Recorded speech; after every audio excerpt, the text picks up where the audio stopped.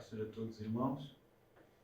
Nós vamos dar início ao nosso tempo nesta noite e antes de mais agradecer a todos pelas orações que os irmãos têm feito pelos nossos irmãos na Suíça, mas nesta noite vamos orar pela esposa do pastor Guilherme Neto, Elisete. O estado dela tem piorado, então vamos nesta noite orar para que o Senhor possa estender a sua mão também e poder operar na sua vida, sabendo que Ele tem todo o poder. Vamos orar também por este tempo, para que o Senhor nos dê um tempo abençoado. Não é como nós ainda queremos que seja. É bom e desejamos já estar juntos fisicamente, no mesmo espaço, cultuando ao nosso Deus, mas por enquanto ainda não é possível, então ainda estaremos a fazer desta forma até que possamos estar reunidos de novo na casa de oração. Portanto, vamos orar e entregar este tempo nas mãos do Senhor e todos juntos, em casa, vamos cultuar e adorar ao nosso Deus. Senhor amado, te agradecemos, Senhor, por este privilégio tão grande, Senhor, que é de podermos falar contigo, ainda, Senhor, que separados fisicamente, estamos juntos com o mesmo propósito, que é de orarmos, que é de intercedermos, que é de juntos, Senhor, podemos também meditar acerca da Tua Palavra. Senhor amado, continua, Senhor, abençoando e dirigindo a Tua Igreja, continua abençoando e cuidando do Teu povo, continua operando, Senhor, nestes tempos difíceis, trazendo paz, segurança e confiança, Deus, aos nossos corações. Oramos, Senhor, pela Tua Igreja, em especial, Senhor, por aqueles que estão passando por esta enfermidade, este vírus, Senhor, que Tu possas estender a Tua mão. Deus, oramos pela irmã Elisete, Senhor, ali na Suíça, Senhor, Tu tenhas misericórdia, que Tu possas, Senhor, realmente operar na sua vida, Senhor, fazer um milagre, Senhor, para a glória do Teu nome. Senhor, sê connosco neste tempo, Deus, e fala connosco, Senhor, através do Teu Santo Espírito. Em nome de Jesus. Amém. E vamos ainda, nesta noite, adorar o nome do nosso Jesus. Amém. Aquele que nos amou de uma maneira tão especial, não é? Diz a palavra do Senhor que Ele veio e morreu por nós, sendo nós ainda pecadores. E então, vamos lhe agradecer pelo seu amor tão grande nesta noite. Vamos dizer obrigada por aquilo que Tu fizeste, obrigada pelo Teu sacrifício na cruz, Senhor Jesus. Obrigada por tudo aquilo que Tu tens feito, Senhor, nas nossas vidas, Deus. Não esperaste que me chegasse a Ti, mas deixaste a Tua glória por amor. Não esperaste que eu clamasse a Ti, mas chamaste-me para ser somente Teu. Não esperaste que me chegasse a Ti, mas deixaste a Tua glória por amor. Não esperaste que eu clamasse a Ti, mas chamaste-me para ser somente Teu. Estou para sempre grato a Ti. Estou para sempre grato pela cruz. Estou para sempre grato a Ti. Pois vieste buscar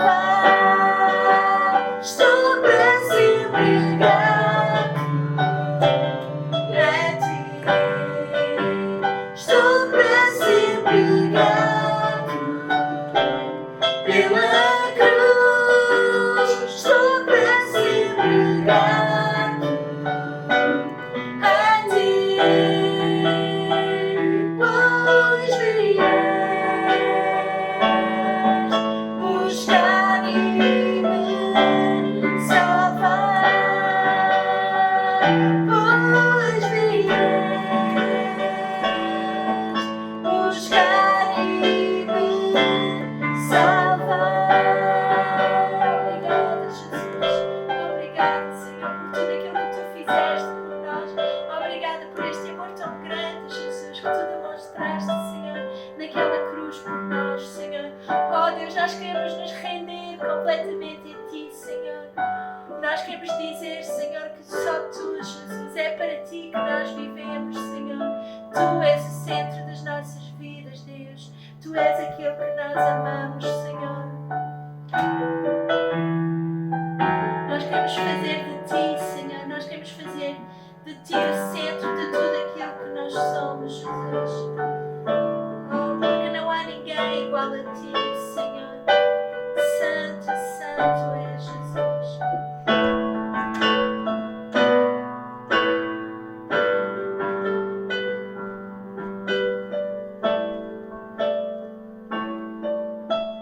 Jesus és o centro do meu ser. Jesus és o centro do meu ser. Do princípio até ao fim, sempre foste e sempre serás Jesus.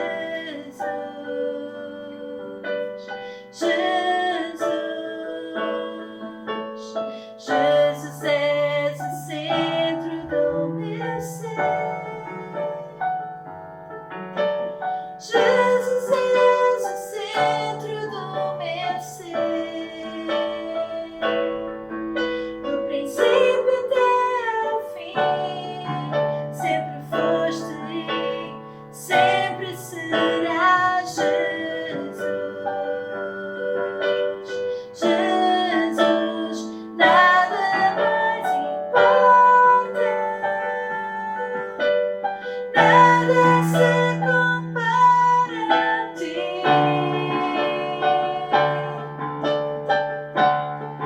Jesus, tu és o centro, tudo aponta para ti. Jesus, tu és o centro do meu ser. És o centro do meu ser.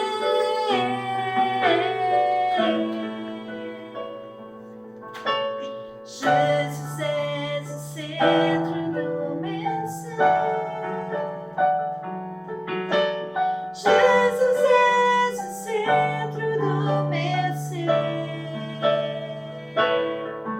Do princípio até ao fim, sempre foste e sempre serás Jesus. Jesus, nada mais importa, nada se compara a ti.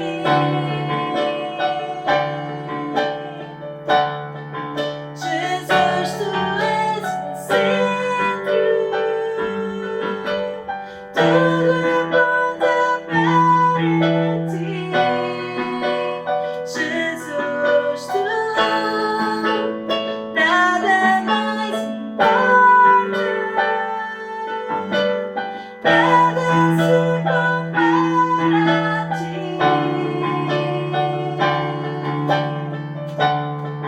Jesus, tu és o centro, tudo aponta para ti. Jesus, tu és o centro do meu ser.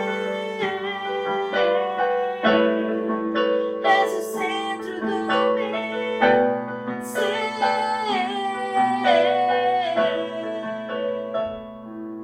Que no meu coração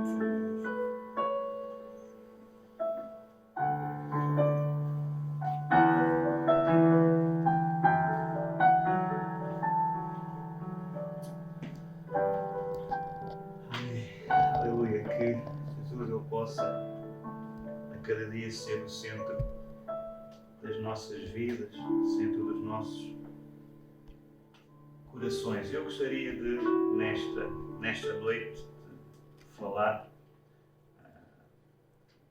de um texto lá em Marcos, capítulo 14, e lermos dos versos 1 ao 31, um trecho um pouco extenso nesta noite, mas gostaria de ser muito prático na abordagem que farei ao mesmo. E Jesus sempre foi alguém que causou reações diferentes no ser humano. É interessante que todos nós reagimos de forma diferente às mesmas situações. Alguns de uma forma, outros de outra.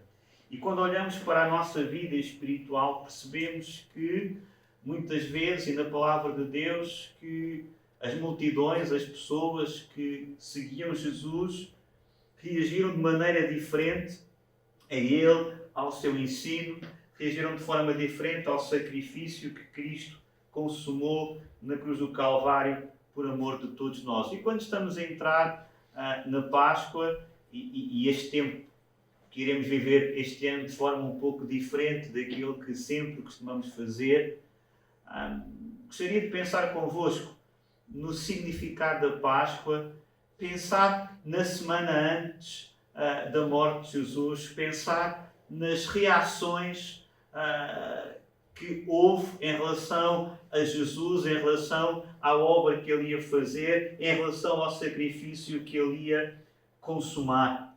Quando chegamos ao capítulo 14 de Marcos, e neste trecho nós encontramos Jesus a viver a sua última semana em Jerusalém. É a semana da culminação de todo o seu ministério. É a semana onde Jesus irá concretizar o projeto eterno que Deus havia delineado desde o princípio. É o tempo em que Jesus irá cumprir o propósito para o qual Ele veio. E nós encontramos nesta semana diferentes reações a Jesus. Encontramos as autoridades religiosas que o procuram matar, enquanto o povo simpatizava com Jesus. Encontramos no texto uma mulher anónima que demonstra um amor incrível por Jesus, um amor profundo, enquanto encontramos Judas, que o trai, e encontramos Pedro, que é divertido sobre a sua arrogante autoconfiança, sobre a sua arrogante autossuficiência. Então, Marcos alerta-nos, exorta-nos, e é importante também que nesta Páscoa nós possamos compreender isto. Nós somos confrontados com uma necessidade. E a necessidade com a qual nós somos confrontados hoje, na quadra que estamos a passar, no momento que estamos a viver como igreja, como filhos de Deus, como cristãos, é tomarmos uma posição. Ou agimos como as autoridades, ou agimos como aquela mulher, ou agimos como Pedro ou Judas, ou encaramos o sacrifício de Jesus como aquilo que é o essencial para a nossa vida. Mas a verdade é que ninguém pode ficar neutro, nem indiferente diante de Jesus. Portanto, nós temos que tomar uma posição. Eu, nesta noite, gostaria de abordar vários aspectos, sempre a apontar para o facto de que Jesus aqui já está a viver à sombra da cruz, e todas as reações e ações de Jesus têm a ver com o momento, com o propósito, com a sombra da cruz que já estava iminente sobre a sua vida. E logo no versículo 1 e versículo 2, nós encontramos logo a primeira reação a Jesus. Diz ali o texto, em Marcos 14, ali a 2 dias era a festa, era a Páscoa e a festa dos pães asmos. Os principais sacerdotes e os escribas procuravam como o prenderiam à traição e o matariam, pois diziam: não durante a festa, para que não haja tumulto entre o povo. Então vemos aqui todo um plano a ser orquestrado, não é, elaborado pelas autoridades religiosas daqueles dias, mas vemos que todo esse plano que estava a ser pensado contra Jesus era um plano que já estava frustrado à nascença. Portanto, a primeira reação que encontramos aqui é uma reação contra Jesus, uma reação contra aquilo que Jesus ensinava, uma reação contra aquilo que, como Jesus vivia, aquilo que ele veio mostrar. Deus. Então vemos aqui algumas coisas interessantes. Primeiro vemos todo um cenário montado. O versículo 1 fala-nos de um cenário montado e de uma conspiração armada. Vemos que a entrada de Jesus em Jerusalém dá-se no período maior de fluxo de pessoas naquela cidade. Ou seja, ela acontece na festa da Páscoa. Era um tempo em que o povo judeu celebrava a sua libertação do Egito. Recordava o momento em que Deus poupou a vida dos primogênitos, das casas marcadas com o sangue do Cordeiro. Toda a festa ela girava em torno do Cordeiro, que devia ser morto, bem como estava ligada à festa dos paisagens, que relembravam os sofrimentos do êxodo, aquilo que eles passaram, aquilo que eles sofreram. E é interessante que é este tempo, é nesta festa, num período em que o povo celebrava que Jesus escolhe morrer. E aqui demonstra-nos logo o propósito para o qual Jesus veio a este mundo. Jesus veio por amor. Foi Jesus quem escolhe morrer. E escolhe por amor a nós. Jesus veio de forma voluntária a este mundo. Paulo diz isto quando escreve aos Filipenses. E é interessante percebermos a forma como Jesus veio. Ele veio como o Cordeiro de Deus. Como disse João Batista, lá no Jordão, aquele que tira o pecado do mundo. Jesus seria o Cordeiro sacrificado por amor de nós. Pelo sacrifício de Jesus, os nossos pecados, eles seriam perdoados. E é interessante, deixem-me também dizer que essa ligação entre a festa da Páscoa e a festa dos paisagens, que ocorria 7 dias depois da Páscoa, e eram 7 dias de celebração, remete-nos para uma coisa importante. A morte de Jesus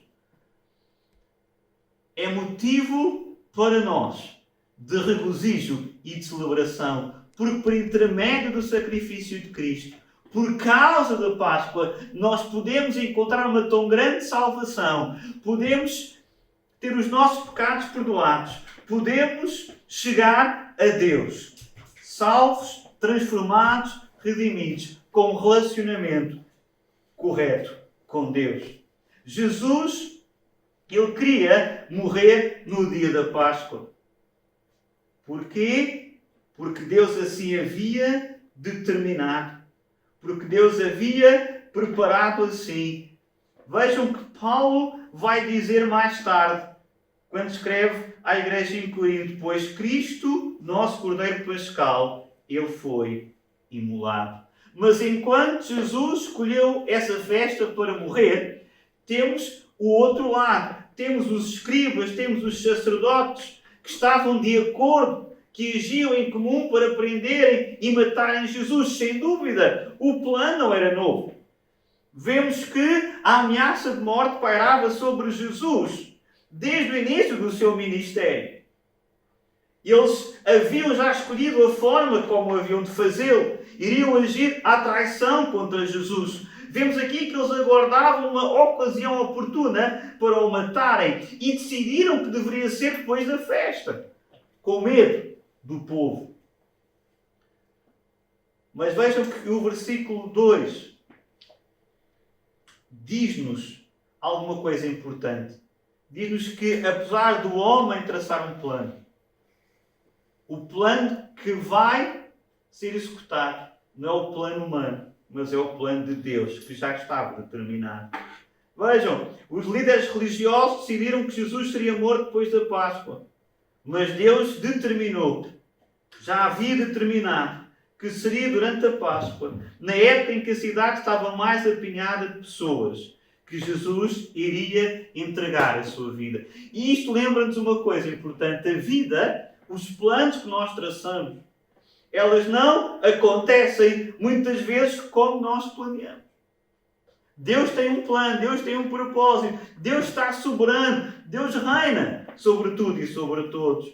E eles podiam ter traçado todo um plano, mas como nós encontramos e sabemos pela palavra de Deus, as coisas não aconteceram como eles haviam planeado.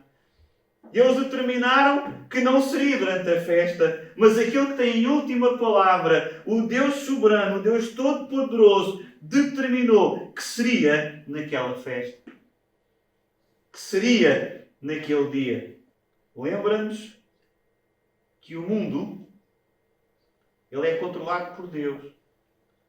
Lembra-nos isto, que Deus tudo conhece. Lembra-nos que o homem pode traçar planos, mas nada está debaixo do seu controle. E é interessante que Deus vai traçar um plano que trazia morte e castigo. E Deus vai fazer desse plano, dessa morte, Deus vai transformá-lo na maior bênção para a humanidade, na maior bênção para a vida do ser humano. Sim, outro cordeiro seria morto. Sim, o único cordeiro cujo sangue tem poder para salvar e perdoar todos os pecados. Por isso, deixa-me dizer-te nesta noite, quando a dor, quando as circunstâncias à tua volta parecerem que te estão a dominar, lembra-te de duas coisas importantes.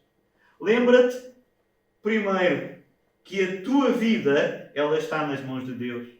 Podes traçar todos os planos, mas a tua vida, ela está nas mãos do Deus Todo-Poderoso.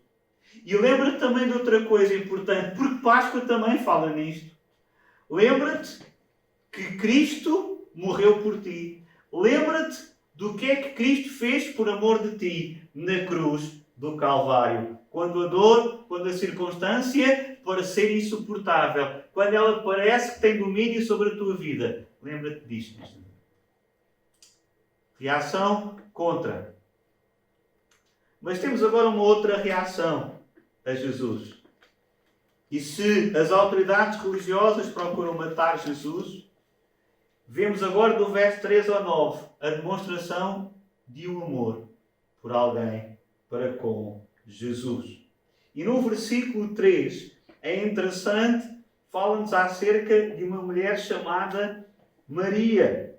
E diz o verso 13, estando ele em Betânia reclinado à mesa em casa de Simão leproso, veio uma mulher trazendo um vaso de alabastro com preciosíssimo perfume de nardo puro, e quebrando o alabastro, derramou o bálsamo sobre a cabeça de Jesus.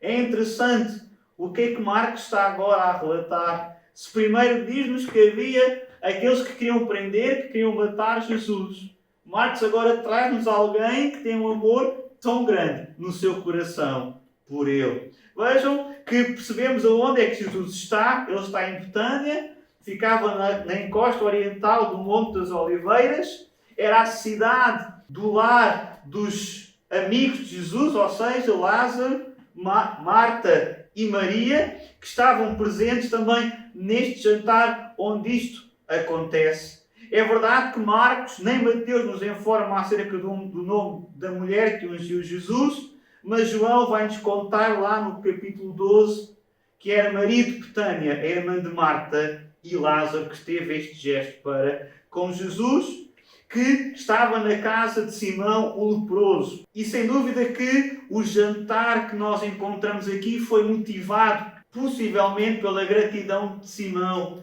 e de Maria. E agora neste gesto vemos alguém que entra e que num gesto pródigo de gratidão, num gesto pródigo de amor para com Jesus, parte um vaso de alabastro, derrama um preciosíssimo perfume de nardo puro e fala sobre a cabeça de Jesus. Vejam, Maria, ela predispõe-se a ungir Jesus pouco antes da sua morte na cruz do Calvário. Uma mulher tremenda que sempre que aparece nos Evangelhos, e aparece apenas 3 vezes, vemos que em todas as ocasiões em que Maria aparece, ela sempre aparece aos pés de Jesus. Aparece para aprender lá em Lucas 10, aparece para chorar em João 11 e aparece para agradecer também aqui.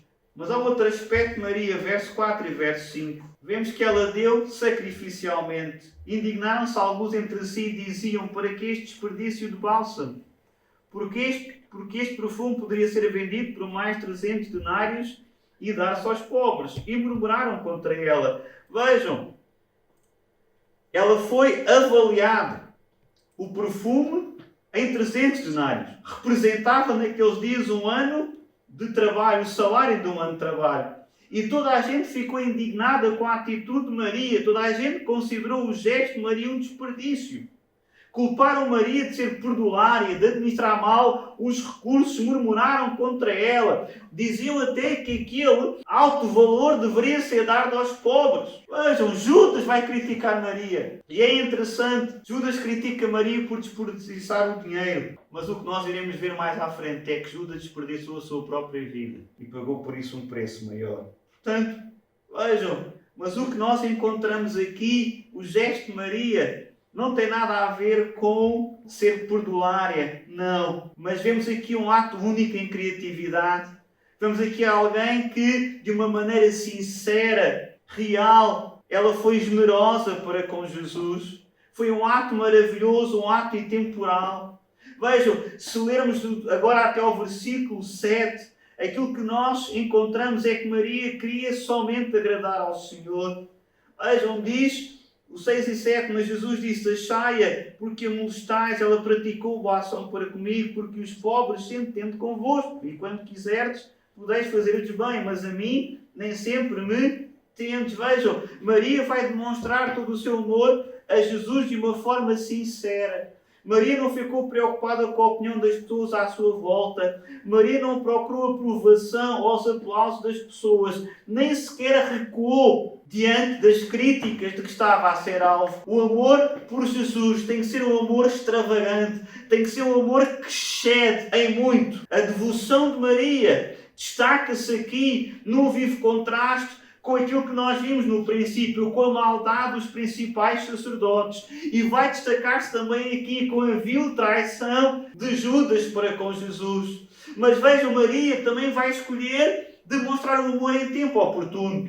Porque é isso que vemos no verso 7 e no verso 8. Diz ali o verso 8, ela fez o que pôde, antecipou-se a ungir-me para a sepultura. Vejam, Maria demonstrou um amor generoso a Jesus e fê-lo antes da sua morte. Antecipou-se a ungir-lo para a sepultura. Nós lemos mais à frente que mulheres após a morte de Jesus foram até ao túmulo para ungir o corpo, como era hábito naqueles dias. Mas quando lá chegaram, nada encontraram, porque Jesus já havia ressuscitado. E muitas vezes nós somos lestos a demonstrar o amor para que temos com Jesus. Agimos tarde demais, não é? Mas nós precisamos de hoje e no tempo em que vivemos de demonstrarmos o nosso amor e a nossa gratidão por aquilo que Cristo fez por nós na cruz do Calvário.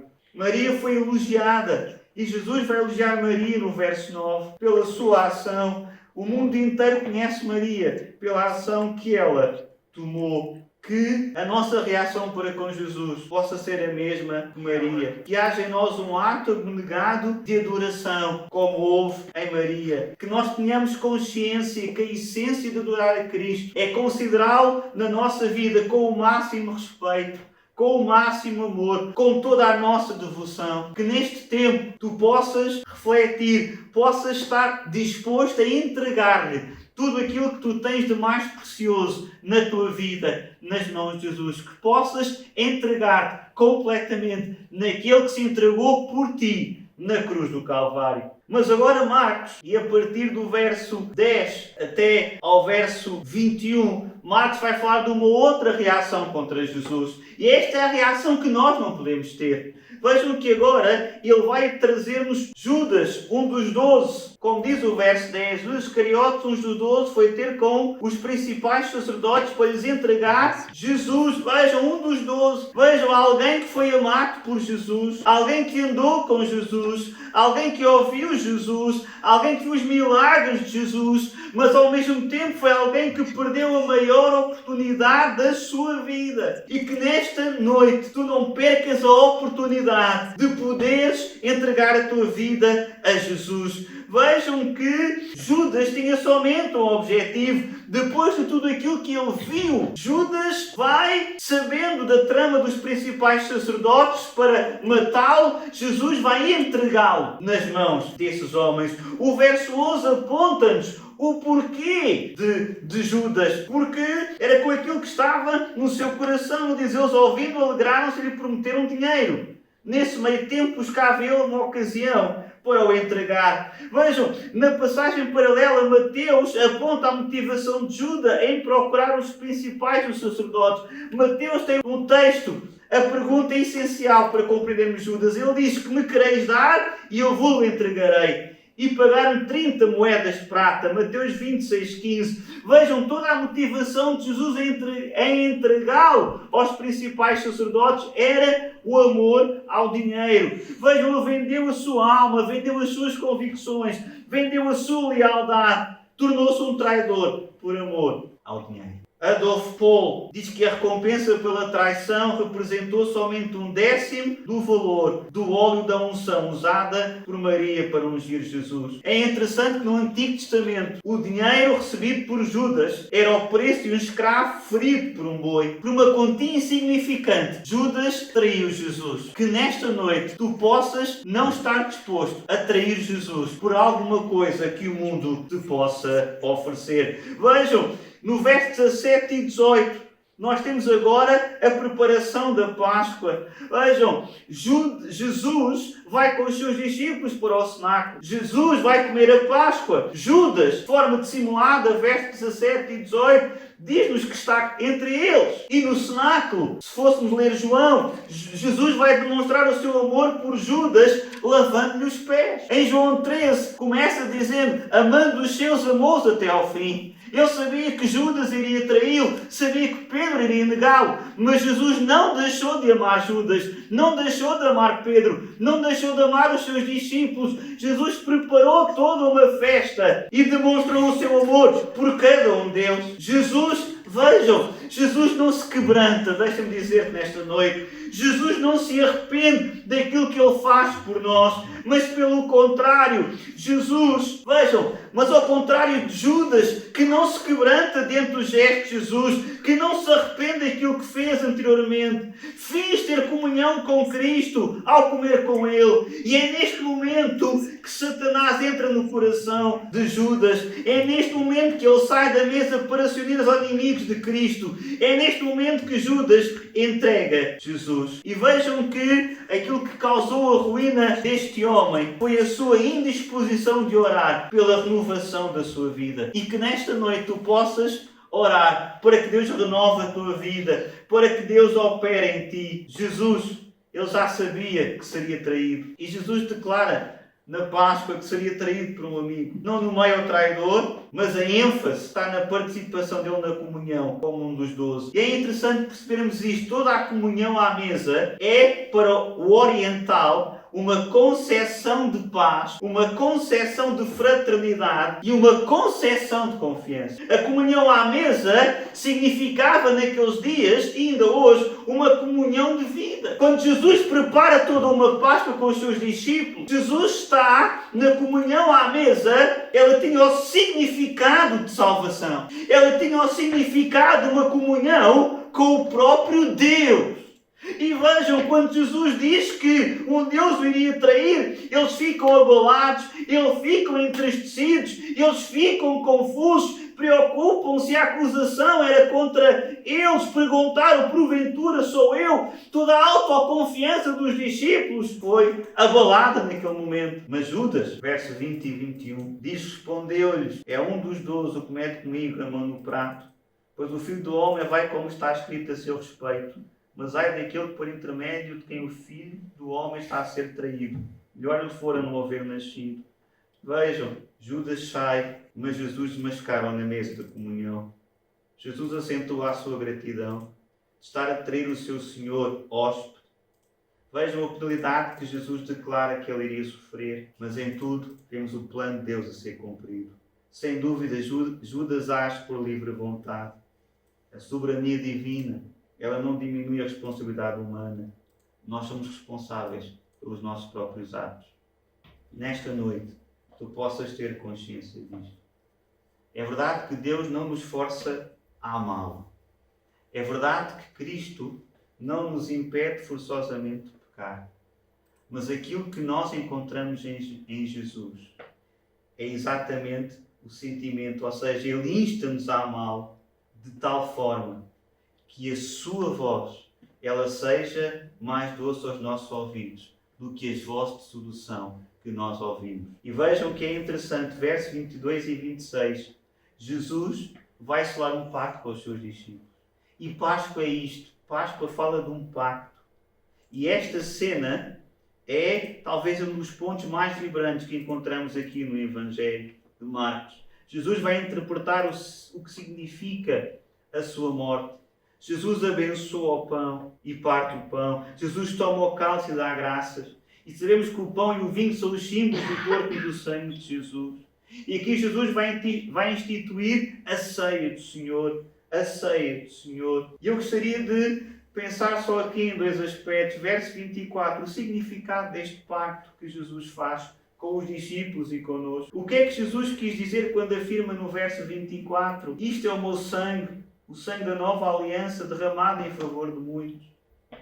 O que é que Jesus quis dizer quando afirmou que o cálice representava um novo pacto, uma nova aliança? É interessante que a palavra que Jesus usa é comum no judaísmo. A base da religião judaica consistia no facto de Deus ter feito um pacto em Israel. Está registado no livro de Êxodo. E todo o pacto dependia inteiramente de Israel guardar a lei. E a quebra da lei implicava na quebra do pacto que Deus havia estabelecido entre Deus e Israel. Então a relação que havia, uma relação totalmente dependente da lei e da obediência à lei. Deus era o juiz e como ninguém conseguia guardar a lei, o povo estava sempre em débito. E é complicado termos uma dívida que não conseguimos pagar. E agora Jesus entra e Jesus vai trazer alguma coisa interessante.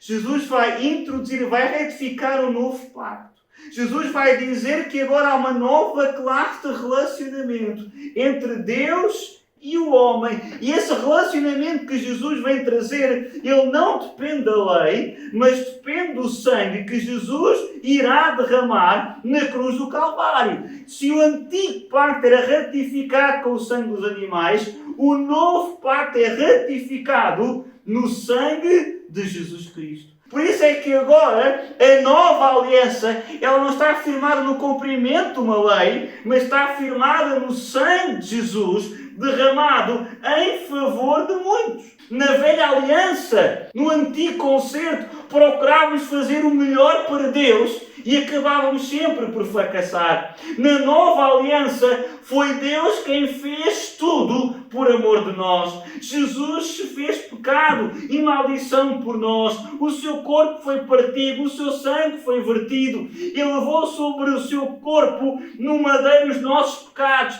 Diz a palavra de Deus que Deus fez cair sobre ele a iniquidade de todos nós. Mas por causa do sacrifício de Cristo, nós podemos ir a Deus por intermédio de Jesus, com total confiança de que Ele nos ouvirá e que Ele perdoará os nossos pecados.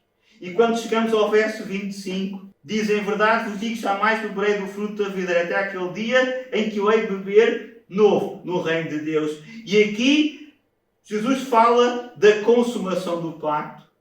Deixa-me dizer-te que a ceia do Senhor, ela aponta para duas coisas simples. Aponta para o passado, e no passado eu vejo a cruz de Cristo. No passado eu vejo o sacrifício de Cristo em meu favor. Mas a ceia do Senhor também aponta para o futuro. E deixa-me dizer-te, no futuro nós vemos o céu. No futuro, nós vemos a festa das bodas do Cordeiro. Nós vemos aquele dia em que Deus nos irá receber como anfitrião para o grande banquete celestial. Toda a ênfase que Jesus está a colocar aqui está na reunião festiva que iremos ter com Ele. Não está na duração, não está na dificuldade em que iremos viver até que esse dia se cumpra no tempo da espera. Não, o crucificado, aquele que foi morto mas que ressuscitou, aquele que está vivo, será o centro do banquete que Deus vai oferecer à sua igreja. E o sem número de ceias que nós celebramos hoje, a cada domingo, ao primeiro domingo do mês, essas inúmeras ceias que já celebramos e que ainda iremos celebrar, irão desembocar na ceia das bodas do Cordeiro. E que todos nós possamos estar nesse dia glorioso, com Jesus, celebrando. Por último, verso 27 a 31, vemos a reação das autoridades, vemos a reação de Maria, vemos a reação de Judas, vemos a própria reação de Jesus àquilo que ele iria fazer. Mas por último, deixa-me também dizer-te, mostrar-te uma última reação. Verso 27 a 31, vemos um fracasso que está a ser destacado por nós. Vemos um plano fracassado, amor demonstrado, traição. Vemos o pacto que Deus fez e ainda vemos um fracasso destacado. E aqui, vejam, verso 27, Jesus deixa um alerta solene. Diz, então lhes disse Jesus, todos vós os escandalizareis por o que está escrito. E aqui Jesus cita o profeta Zacarias. E Jesus está aqui a dizer que todos os apóstolos, sem exceção, vão escandalizar-se com ele quando Jesus for ferido. Vejam, e nós vemos exatamente o cumprimento destas palavras mais à frente. Quando vemos a atitude cobarde dos discípulos ao fugir no Getsemane, depois da sua prisão. Sabem, Jesus não foi apanhado de surpresa pela atitude dos discípulos. Jesus predisse que todos escandalizariam dele. Todos vão dizer no verso 31 que nunca isso aconteceria. Mas mais tarde, todos o abandonam e todos fogem. Mas deixa-me terminar a meditação nesta noite, deixando a promessa gloriosa, a promessa consoladora, porque Páscoa fala disto, que Jesus deixou aos discípulos, mesmo perante o fracasso, mesmo perante a traição, mesmo perante o abandono, Jesus deixa uma promessa consoladora para todos nós. Verso 28 diz, mas depois da minha ressurreição, irei adiante de vós para a Galileia. E nós aqui temos três verdades espirituais. Primeiro, Jesus fala sobre a sua morte. Jesus veio para morrer e ele caminha para a cruz, não como um moribundo, não como um condenado, não como um falhado, mas ele caminha para a cruz como um rei, caminha para a sua coroação. Porque é na cruz que Jesus vai ser coroado. Porque a cruz é o trono onde Jesus se senta para salvar a humanidade. Em segundo lugar, vejam, Jesus fala sobre a ressurreição. Sabem, a morte não tinha poder de retê-lo na sepultura. Deus levantou Jesus dentre os mortos. Jesus triunfou sobre a morte. Em terceiro lugar, Jesus fala sobre o seu plano na vida dos apóstolos. Vejam, Jesus apressa-se em acrescentar que nem a sua morte, nem a fuga dos discípulos será definitiva, graças ao nosso Deus. Vejam, eles iriam fazer aquilo, iriam deixá-lo. Jesus iria morrer, mas Jesus diz que nem uma coisa nem outra seria definitivo. Jesus iria ressuscitar. Jesus, vejam, iria antes dele para a Galileia. E aqui fala do lugar do começo. Versículo 13, 14. Vemos que foi na Galileia que Cristo chamou. E agora vemos que a Galileia seria também o lugar onde eles iriam recomeçar com Cristo. Falharam, mas com Cristo todos nós podemos começar. O cristianismo, deixa-me dizer-te, não é um corolário de crenças, não é um conjunto de dogmas, não. Mas quando falamos de cristianismo, falamos acerca de uma pessoa, e essa pessoa é Jesus Cristo. Ser cristão, sem dúvida, ainda é seguir a Cristo. E para seguir a Cristo, Cristo tem que ir adiante de nós. Cristo tem que ir à nossa frente. Porquê? Porque Cristo sempre nos encontra. E quando Cristo nos encontra, Cristo restaura a nossa vida. E Cristo vai fazer isso. Não muitas vezes no lugar onde nós imaginamos, mas nos lugares mais comuns da nossa vida, para percebermos o quanto Ele nos ama, o quanto Ele nos procura, o quanto Ele deseja restaurar-nos. Vejam, verso 29 ao 31. Vejam a pretensão de Pedro. Pedro vai-se considerar uma exceção no meio daquilo tudo. Julgou-se melhor que os seus companheiros. Pensou ser mais crente. Pensou ser mais forte. Pensou ser mais confiável que os seus pares. Queria ser uma exceção na totalidade que Jesus apontou. Pensou ele que jamais iria escandalizar-se com Cristo. Achou até que estava pronto para ir para a prisão e até para a morte. Mas vejam que naquela mesma noite, Jesus revela que Pedro, na sua fraqueza, ela seria demonstrada. E as suas promessas, elas seriam quebradas. Sem dúvida alguma que os outros falharam, mas a falta de Pedro foi maior. Aquele que se sente seguro e se considera diferente de todos os demais, cairá ainda mais profundamente. Que nesta noite tu possas não seguir a Cristo na tua força, na tua autossuficiência, mas que possas seguir a Cristo na tua fraqueza. Porque Cristo sempre estará pronto para nos restaurar. Termino. Várias reações na semana antes da Páscoa. E nós podemos, provavelmente, se calhar, identificar-nos com alguma. Podemos identificar-nos com as autoridades religiosas que não queriam nada com Jesus, que traçaram todo um plano, arquitetaram todo um plano para tirar Jesus do caminho, para o expulsar das suas vidas, porque com ele não se sentiam seguros, com ele tudo o que estava nos seus corações era revelado, a hipocrisia caía. Pode ser como Maria e neste tempo demonstrar uma profunda gratidão e um profundo amor por aquilo que Cristo fez por ti na cruz. Podes procurar ser Judas e seguir Jesus pelos interesses, pronto a trocá-lo por qualquer outra coisa que tu achas que sejas melhor. Podes ser Pedro e seguir Jesus, mas na tua força. Mas lembra-te que ele fez um pacto contigo. Os teus erros, as tuas falhas não impediram Jesus de ir à cruz para morrer por ti. E Páscoa fala de morte. Não da nossa morte, mas da morte do único que não pecou. O Cordeiro de Deus. E o sangue vertido naquela cruz ainda hoje continua a ter o mesmo poder para perdoar os teus pecados, para restaurar a tua vida, para te dar um novo relacionamento com Deus. Que a Páscoa, vivida este ano de forma diferente, seja um tempo também de restauração, seja um tempo também de uma nova vida com Cristo. O pacto que Ele fez ainda permanece. Apesar dos discípulos falharem, apesar de Pedro falhar, Ele não os abandonou. E que nesta Páscoa tu possas não abandonar Jesus, mas tu possas olhar para a cruz e perceber o quanto Ele te ama. Que Deus ricamente possa abençoar.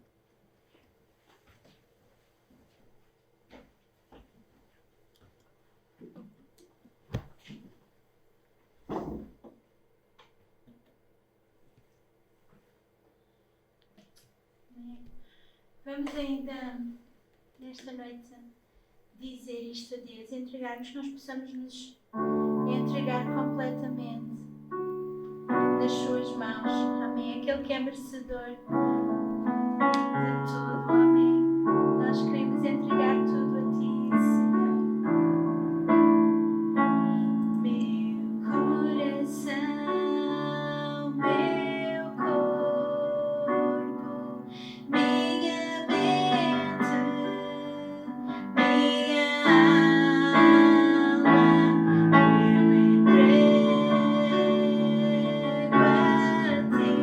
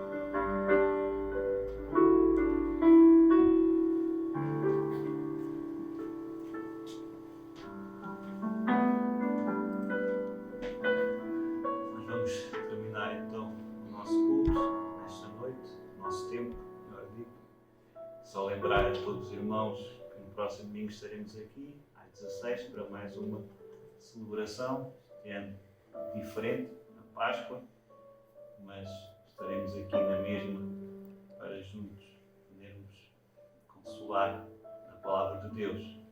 Desejo a todos uma noite abençoada, continuemos a orar pelos assuntos que estão no nosso relógio de oração e que Deus em tudo possa continuar a cuidar e a dirigir as nossas vidas. O Senhor ricamente abençoe a cada irmão e uma boa Páscoa a todos.